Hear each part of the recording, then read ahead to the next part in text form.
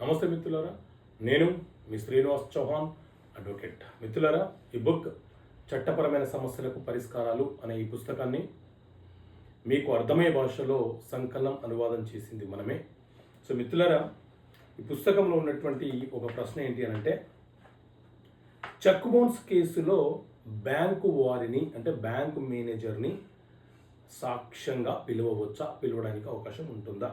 So మిత్రులారా, check bounce case అనేది NI act ప్రకారంగా, అలాగే మన దేశంలో 2024 నుంచి వచ్చినటువంటి బిఎన్ఎస్ఎస్ యాక్ట్ ప్రకారంగా చెక్ బౌన్స్ల కేసుకు సంబంధించిన విచారణ అనేది కొనసాగుతుంది. అయితే ఈ చెక్ బౌన్స్ కేసుని న్యాయస్థానంలో కంప్లైంట్ ఫైల్ చేసినప్పుడు ఎవరైతే చెక్కు తీసుకొని మోసపోయాను అని చెప్పి కేసు ఫైల్ చేశారో ఆ వ్యక్తి బ్యాంకు నుంచి ఒక రిటర్న్ మెమో తీసుకొని కేసును ఫైల్ చేయడం జరుగుతుంది. అయితే ఎవరైతే చెక్ ఇచ్చారో ఆ వ్యక్తి ఆ చెక్ని స్టాప్ పేమెంట్ చేశారు అనుకోండి. స్టాప్ పేమెంట్ చేసినప్పటికీ కూడా ఆ చెక్ చెల్లుబాటు కాలేదు కాబట్టి చెక్ బౌన్స్ నేరం కిందకే పరిగణంలోకి తీసుకోబడుతుంది. అయితే ఈ సందర్భంలో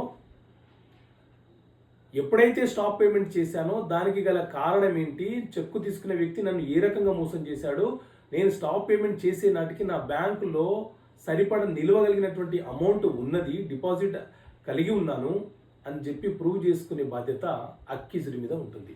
సో ఈ సందర్భంలో వీలైతే బ్యాంకు మేనేజర్ని కూడా సాక్ష్యంగా పిలిపించి బ్యాంకు మేనేజర్ యొక్క ఎవిడెన్స్ తీసుకొని ఆ సమయంలో ఆ అకౌంట్లో చెక్ అమౌంట్ ఎంత ఉందో అమౌంట్ ఉన్నదా లేదా అని ప్రూవ్ చేసుకునే బాధ్యతని కూడా కంప్లైనెంట్ కలిగి ఉండవచ్చు లేదా అక్యూజ్డ్ కలిగి ఉండవచ్చు. Depends on the situation, evidence burden of proof అనేది మారిపోయే అవకాశం ఉంటుంది.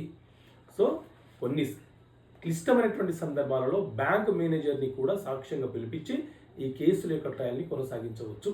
సో ఇలాంటి అంశాలను ఈ పుస్తకంలో మీకు అర్థమయ్యే భాషలో వివరించడం జరిగింది. ఓకే మిత్రులారా, థ్యాంక్ యూ. జై హింద్.